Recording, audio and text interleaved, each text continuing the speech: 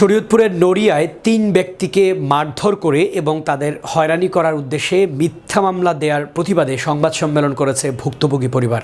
মঙ্গলবার দুপুর ১টায় উপজেলার সুরেশ্বর লঞ্চ ঘাটে এই সংবাদ সম্মেলনের আয়োজন করা হয়।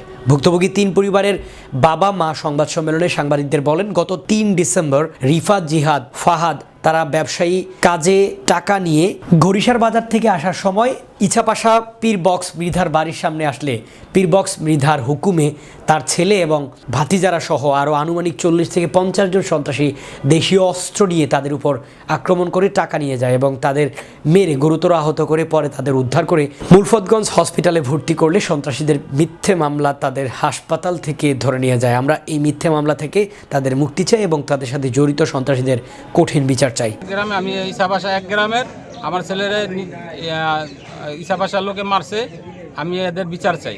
আমাদের সুরেশ্বর সুজন প্লাজার এখানে দরবার হইতেছে, উপস্থিত ৩ থেকে ৩৫০ লোক, চেয়ারম্যান, মেম্বার সবাই লোকাল। এর মাঝেই ইছাপাশার এরা টেবিল থাপত দেয়া এরা এই দরবারের ভিতরে গেঞ্জাম লাগাই দিল। ওই থেকেই উদ্বোধন হইল, স্টার্ট মারামারি হইল।